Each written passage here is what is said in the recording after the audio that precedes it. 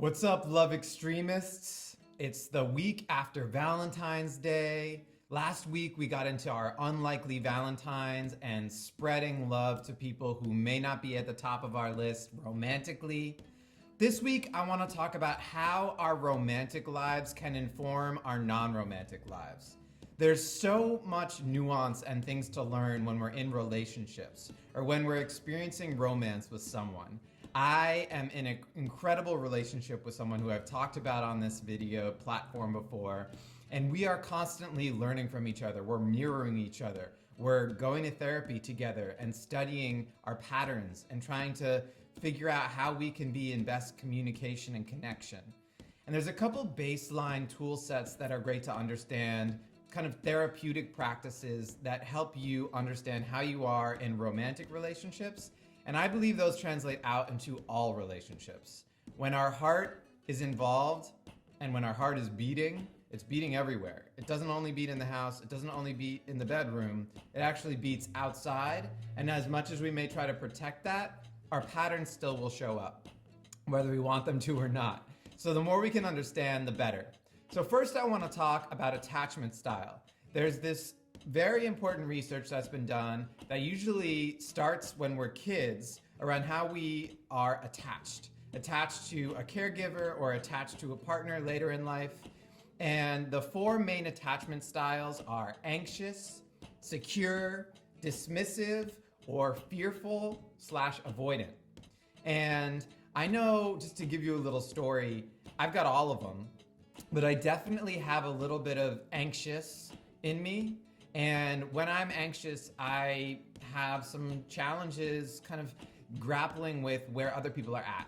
So I have a friend who recently I was in conversation with and we were texting back and forth. And you know how texting is. Sometimes someone can say something and it's taken out of context or it's not quite understood. And I read something the wrong way and my feelings were hurt and didn't feel good. So I decided to call and speak to him and say, hey, I really love our friendship. I care about you. I want to clear this up. I want to understand because my feelings were hurt when you said this via text. And he was like, oh, no, it wasn't that at all. But I realized as we were working through this challenge and getting through it through clearer communication, there was also this realization that my anxious kind of attachment style was coming up in that friendship, in that relationship. And it wasn't romantic, but that could have been, right? Could have just as been my partner, just as easily been someone that I was in love with. So, and in many ways I am in love with this friend, but it's a very friendly, non-romantic love.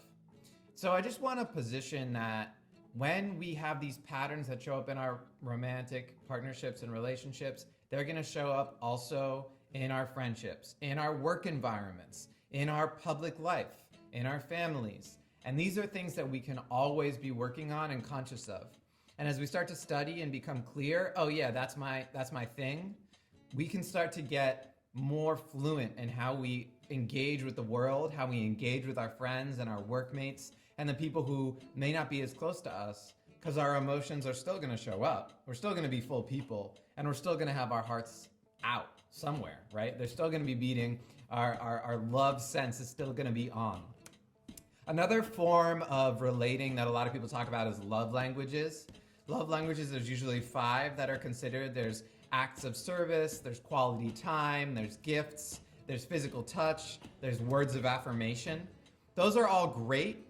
A couple of those might not be appropriate in non-romantic frames, right? Like you don't always want to give gifts or physical touch to everybody around you, although sometimes it is nice. I carry Love Extremist pins with me. That's a gift I can always give out to someone. If I meet someone on the street and I just want to spread some love, it's easy. I'm not asking for anything in return. They know that. They can accept the gift if they want it, if they like it, and rock a Love Extremist pin. So gifts can get there. Physical touch, need consent for that. That's more of a conversation.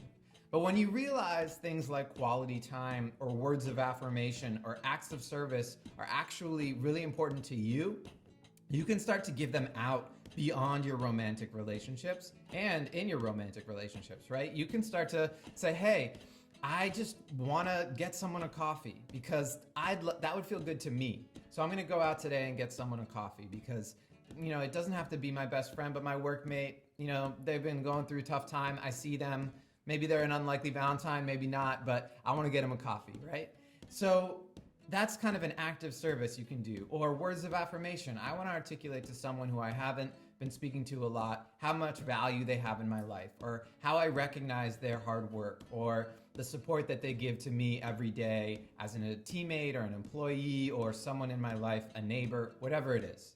So I just want to posit that these things that show up in our romantic relationships that I always talk about hoarding this love just for romance, it actually inevitably is going to come out. It's inevitably going to show up in our relationships outside of romance.